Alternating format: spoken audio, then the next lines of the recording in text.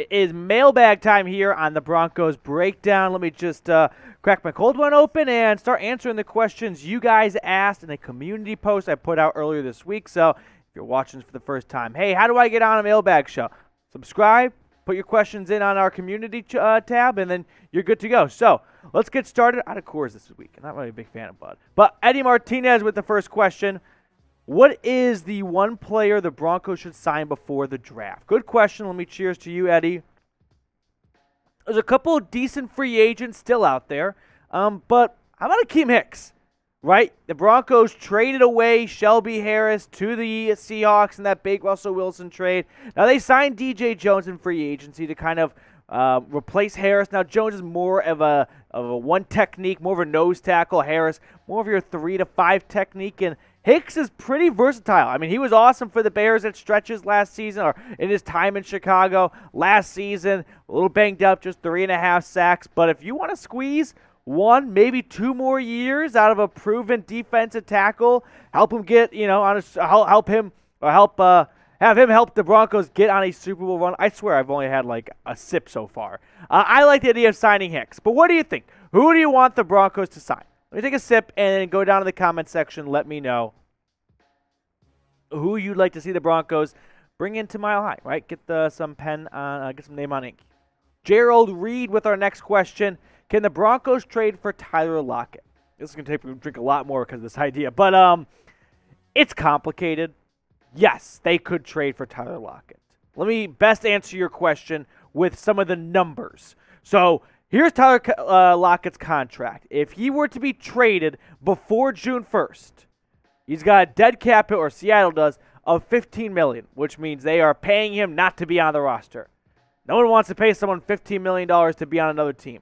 All right, cap savings? None. In fact, they have. It's so early in his contract extension he got a couple of years ago, or just a year or 2 years ago, -5.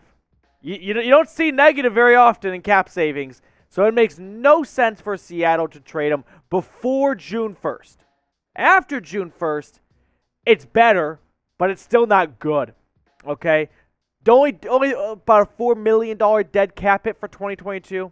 Seattle saved $6 million, but they backlogged the contract, so 2023, $11 million dead cap hit. That's a lot of dead money for a team to want to move on from a receiver that they like. It doesn't make much sense to me on the Seahawks side of things. And if you're going to make a trade happen, it's got to make sense for both sides. And Seattle, I don't see why they would do this at all. So can they trade for Tyler Lockett? No. Short. I don't think so. Banjo J. Prod, appreciate the question.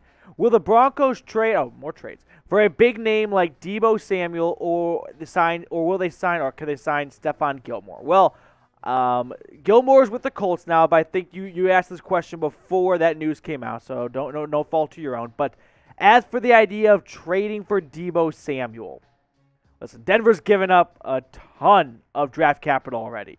They don't have a first this year or next year, or a second they lost this year and next year. I just think that George Paton, his time making big blockbuster trades, it's done for the time being. I say I think, because you never quite know for certain with George, right? No one saw the Russell Wilson trade coming after Aaron Rodgers announced he's coming back to Green Bay, and 2 hours later, boom, Russell's on a plane from Seattle to Denver. But as for a Deebo Samuel trade, if the Niners move on from him, they're going to want a lot back. What does Denver have to offer? They shouldn't be trading players, even though I have talked about maybe trading one specific guy named, we won't say it, but number 55. But they should be a win now, not sell. And they'd have to get rid of a lot of assets to get Deebo. And they're good at wide receivers. So I don't think it makes sense for the Broncos. We'll get to more questions in just a second. But if you want to be on a future mailbag here, make sure you are subscribed to the channel. Hit that big red button. Join us today if you haven't already. Let's move on to the next one. Tyrone L? Yeah, Tyrone thinks the question, who has more touchdowns this season, Sutton or Jeudy? Good question. We know the number, how many touchdowns Jerry Jeudy had last year. We won't say it, but we all know it. Sutton kind of just fell off a map last year, like second half of the season. He was great, like, bailing Teddy out, if you remember. Like, remember the Steelers game? Fourth quarter? Like, oh, we're going to make a run for this? No, we're not. But Pick a wide receiver 1 for me. As I kind of debate myself here, who do you think is the actual true wide receiver 1? Is it Jerry Jeudy? Producer Jeff thinks it's number 10. He's going with Jerry. Are you a Jerry Jeudy guy? He's a big Jerry Jeudy guy. I didn't know that about him. Or Courtland Sutton, 14. Sutton went to SMU. That's right up the road from where Jeff's from. But I think it is still Courtland Sutton as wide receiver number 1. But Jerry Jeudy, God, that route running ability, when his ankle is 100% this year, that's going to be a lot of fun for Russell Wilson on those deep threats. You know, Russ got that perfect moon ball. Like, remember Doug Baldwin and all those times he had with Lockett. Ooh, that was a burp. Lockett going deep. It's going to be it's going to be fun. It's going to be a lot of fun. They could be both wide receiver 1s, like 1A. Jacob Youngblood, thanks for the question. What are the chances of Phillip Lindsay ever returning to Denver? I don't think it's that low. In fact, I think a lot of times we think when a player gets cut from a team, ooh, the team doesn't like that player anymore.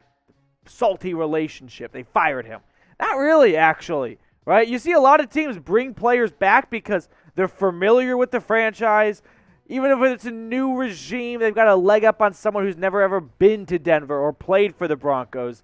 Now, Lindsay last year wasn't the Pro Bowler we all remember him being after going undrafted. Just 249 yards and 1 touchdown. He was cut after about 10 weeks in Houston. Went over to Miami, played a couple there. Now, maybe Lindsay just needs to come back home, right? Come back to Colorado and sit behind Javonte Williams. I'm not opposed to Phillip Lindsay coming back. I think it could be fun. Type me down below if you want to see Phillip Lindsay come back to Mile High. Let's show him some love here. It wasn't a bad or just, an ugly departure, if you remember. I think it was just Peyton came in and he said, you know what? Kind of want to get my guys. I've got Melvin Gordon already. I want to draft Javonte Williams. I don't have room for Phillip Lindsay. So I think it was just one of those kind of departures. This next question comes in from someone who's a frequent watcher, commenter, and subscriber, a loyal subscriber, but I, for the life of me, cannot pronounce his name. I think it's Xavier Solorio, I think. All right. Do you think Russell Wilson will lead the Broncos into the playoffs? Do I think they'll lead them to playoffs? Skip that question. How far into the playoffs? That's the question that should be asked here, right? It's not about whether or not they're making the playoffs. And I get it. AFC is going to be tough. I mean, you may have, let's just break it down for a second. Take a big boy sip. 4 AFC divisions, okay? 4 legitimate teams in the AFC West. Chiefs and Raiders made the playoffs last year. Chargers were 1 non-timeout away in overtime from making it 2. And the Broncos with Russell Wilson. So that's 4 teams. And there's only 7 spots. Then we'll go to the AFC South. Titans and Colts, legitimate. Titans made it last year. Colts were 1 non-bad play from Carson Wentz against a bad game against Jacksonville for making it 2. All right.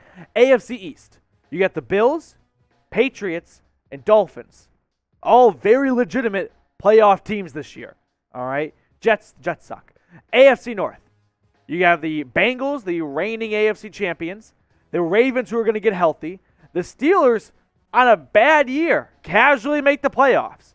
And then the Browns just traded for Deshaun Watson. So, of the 16 teams, I discounted 2 AFC South teams and 1 AFC East team. So, what's the math there? There are 13 teams fighting for 7 spots. It's going to be an absolute bloodbath out of the gates. But I think the expectations, regardless of that, no matter how loaded the AFC is that the Broncos make the playoffs. Now the next question is, how far? Is it 1 game or is it AFC title contenders, right? We'll find out. It's early. It's April right now, but it's going to be an absolute bloodbath of an AFC this year.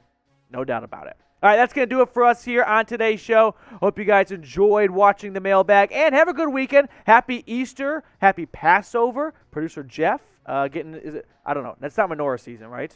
No, he's laughing at me. All right, have a good weekend. We'll catch up with you later with more Broncos news and rumors.